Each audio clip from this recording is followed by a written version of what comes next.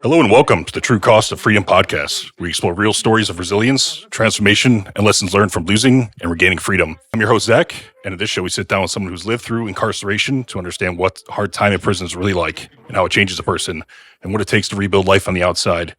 These conversations aren't just about time served. They're about the human spirit, second chances, and realities that most of us never see. Today, I'm joined by Ralph, who spent over 25 years behind bars. Today, we're going to dive into his journey from life before prison to the day he was sentenced, to the struggles, survival, and growth that came within his time inside. Most importantly, what freedom means to him now. Nearly 2 million people are currently incarcerated in the United States across federal, state, and local correctional facilities, including state jails. This topic is very interesting to me because there's a large amount of people who are currently incarcerated, and I'd like to know more about the life behind bars and what it takes to live that life. All right, Ralph, I'd like to get started. What was your life like leading up to prison? What was going on in your life beforehand, and how did you get into a life that ended up putting you in prison? I was a drug smuggler, which meant I brought cocaine in from Colombia into the United States, where it was distributed by the Colombians once it touched American soil. If you could bring me back to time before you were sentenced and what was going on in your life, how you were feeling, how life was before you knew anything was going to happen. My life was fantastic. I had a beautiful home, wife, child. I was living on top of the world. I had all the money, cars, homes one person could ever dream or ever imagine of owning or having. I was a young man at this time. I started out in this business when I was 21 years old and lasted for about 9 years. And how did you get introduced to this lifestyle? Interesting story through a friend of mine in college who was a Colombian, and he knew that I loved flying, and I was pretty much of a private pilot, which I did with my father for a long time.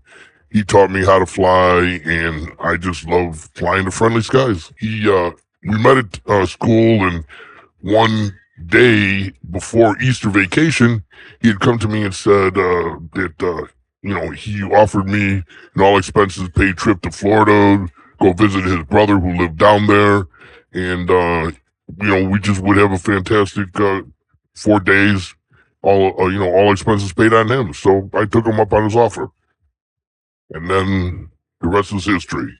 I met his brother, and his brother was interested in my capabilities to fly airplanes. And the next thing you know, we were taking a little trip outside of the country, and I guess he was very impressed with the way I could handle an airplane. And from then the proposal was made, would I be interested in flying for him? And is that something you ever thought you would do in life? Is that a path you ever felt you would go down, or is this something that all just happened? Not even close. No, I got blindsided by the whole thing. And to be honest with you, I didn't really know what to make out of it because I was completely blindsided. I didn't see it coming, and I was just, and to be honest again, I didn't know that a world like this really existed because I was never exposed to it on any level whatsoever until I had met the people out of Florida. At the time, I'm sure you understood maybe you were doing something wrong or something that wasn't legal per se. It takes a while for a person to really understand full fold about what you're doing because the money you're being paid is ridiculously large sums of money. And at 21 years old, to be making $250,000 a week, I think you get kind of lost in the money more so than you do what you're really doing. And after a while, to be perfectly honest with you, it's so easy to do. It's like walking across the street. It really is secondhand nature thing. And I don't know. I don't know how to put a face on it, but it was very, very easy. So I never really got caught up too much into where am I breaking the law because cocaine was something I never did, was never exposed to, and never knew anything about. To me, it was just a tangible product that I was just moving for somebody else. It's like cargo. Basically, it's just precious cargo. Like it was a commodity. Nothing more, nothing less. That was my mindset. And with such financial gain is a huge incentive here. Is that kind of the main contributing factor why you wanted to I continue would pursuing have to this? say that's the only factor.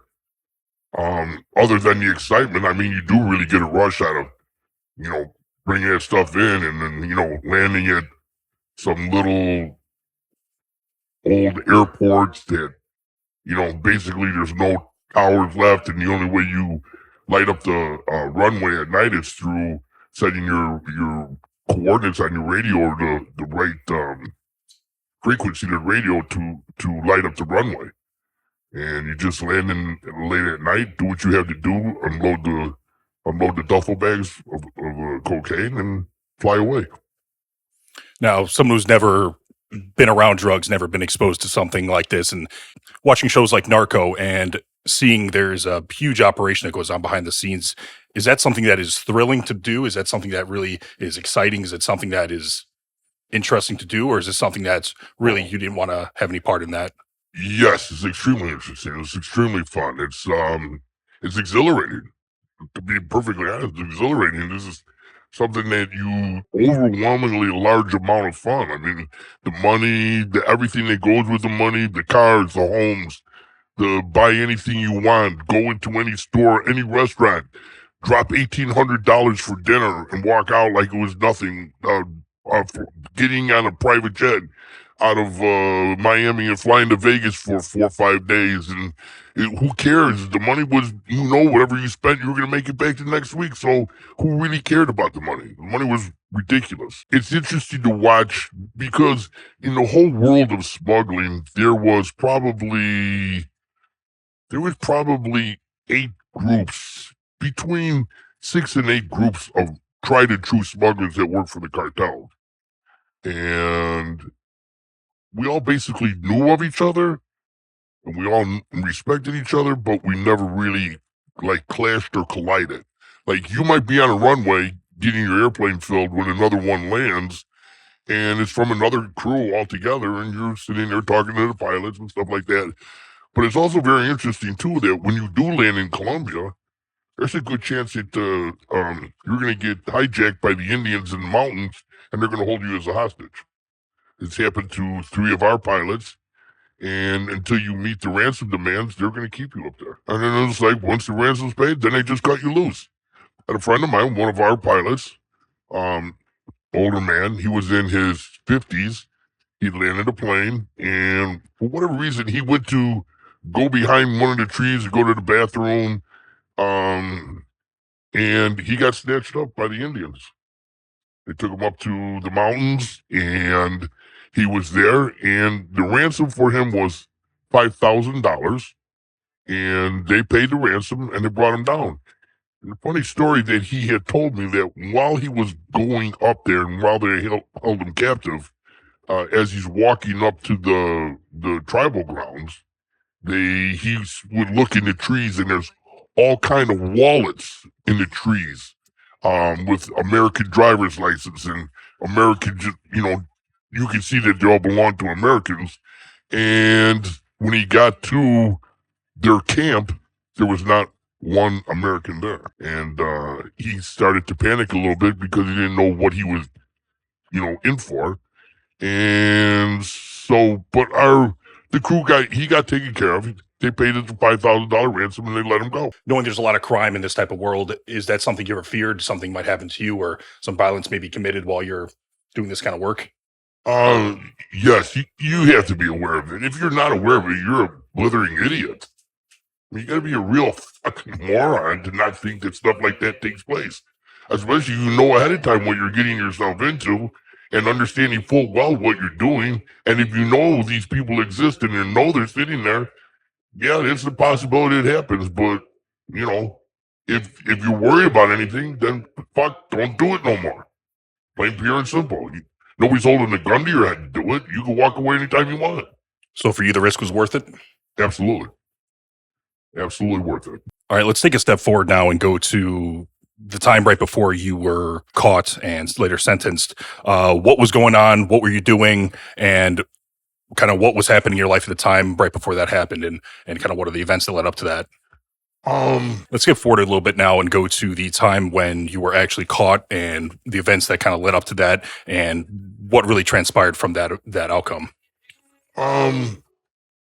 there was a major drought in the United States for cocaine. I mean, there was nothing anywhere. There was a big, huge, serious bust at this time, and it really cut the supply of cocaine off from Colombia. At this time, Mexico was really not playing a huge part in moving, the majority of cocaine in the United States as they are now, and it was predominantly run by the Colombians at this time, the cartel. And so, um, I had happened to go to Miami to pick up some money that I had left down there, and I went to go visit a friend of mine who had worked at a resort in south end of Miami, and wanted to go spend some time over there. And so while I was down there, as happenstance, I happened to visit one of my friends who's a Colombian, and he also moved a great deal of cocaine up in New York City, was his territory that was given to him by the Colombians.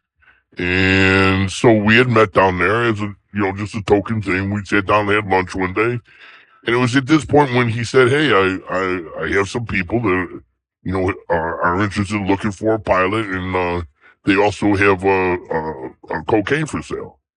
So we had talked, and he said that they got some guys that are interested in purchasing, but they're also looking for a pilot. Maybe you want to come to the meeting with us. So I said, okay, fine. And then, so he asked me to borrow some money. He asked to borrow some money from me, which we've done this a million times. And so what we're going to do was I was going to loan him the money, and then I would see him in a week or so when his load got into New York, and then he would just give it back to me in product. He was so generous. If I loaned him 100,000, he would give me 200,000 back in product. So, anyways, we went down there, and he introduced me to these gentlemen who were purported Colombians. And when we met in a room, we met in a very small office, and there was two other people other than my friend that was in the office with me. And so they were Spanish predominantly. They spoke only Spanish, of which I really didn't speak at that time. And so they brought in these other two gentlemen, and they never went. These other two gentlemen did. I should not say gentlemen. These other two individuals, and they came but they never went into the office per se. They stood in the doorway, and I found that their behavior and actions were really making me nervous, and my intuition was telling me that something's not right here. And about a third of the way through the conversation that was all being done in Spanish, um, the one Colombian the one individual who was posing as a Colombian was standing in the doorway, and I had told my friend that I wanted to leave the room, that there's no reason for me to be here. And so upon hearing all this, he relayed the message to the individual. My guy relayed a message to the individual standing in the doorway, upon which the individual told him, no, if I'm making him nervous, if he's making me nervous, then I'm making him equally as nervous. And that he didn't think it would be a good idea for me to leave. He wanted me to stay still. Otherwise, this deal wasn't going to go through, and the rest of it would be my fault. So we were going back and forth about this for a few minutes. So I just told my friend, the Colombian, that, okay, I'll stick around to see this out to the end. That was the worst move I've ever did. I should have trusted my gut, because those two individuals in the doorway were with drug enforcement agents. And so we got arrested that day for conspiracy to possess what's called in criminal law, criminal federal statute, 21 USC 846, which is conspiracy to possess with intent to distribute narcotics. In this fashion, it was cocaine. And so that's when you see your life go away from you. Because what happens next is just mind-boggling. Set the stage there. This was the United States. This was in Colombia. No, sir, this was in the United States. Okay, so it was the United States. And what year was this? This was 1990. 1990. Okay. 91. And then if you want to continue, what happened next after that? As we were arrested, we were taken into custody. They brought us down to DEA office where we were fingerprinted, photographed, and then everybody was taken off on their own and interrogated by the agents who were present. And so, apparently I was pretty well known by the drug enforcement because when they found out who they had, it seemed to me that the complexion of the whole thing, the whole crime, really took a spin. So they spent quite a bit of time interrogating me and trying to find out as much as I can and to make me as cooperative as I could by offering me all kind of deals and this and this and that. And, if I just would go to work for them, what they could offer for me. And, anyways, that's not something you want to do. And I'll go into that in another day and date. We'll take it back just a second. So initially, when they brought you in, did you have any expectation what was going to happen? I don't think anybody fully anticipates any of that coming or happening. Did it initially lead you on to think that maybe if you give them some information, you might be able to get out of this scot-free, or was there some kind of? Oh yeah. That's the first thing that they tried to wiggle the carrot in front of your face. Like, you can get out from under this. We're willing to help you. All you have to do is help us. And, we know who you are. You're documented within our files. You have what's known as a NATIS number, which is the drug information computer system that they have plugged in worldwide. And you're classified as one of anything from somebody who they know who sells dime bags on the street to somebody who's an international distributor to people who are pilots. You're all ranked and categorized in whatever classification that they desire to put you in. Keeping all that in mind, you have to realize that what your value is to them, and you have to realize now that you're a commodity to them. But how far you want to take that is entirely up to you, because if you do go down that avenue, you're now selling your soul to Satan. And once that happens, you are their property, and they will milk you until you're back in prison, of which they'll find a way to blame you for withholding something, and they'll negate the whole deal, which is commonplace, and or you just go up and just do your time. I mean, if anybody thinks that they shoot straight, no, they don't, and they'll tell you that they do, and they'll promise you the world, and they'll promise that, but until they see you back in prison or dead, that's their only satisfaction that they have.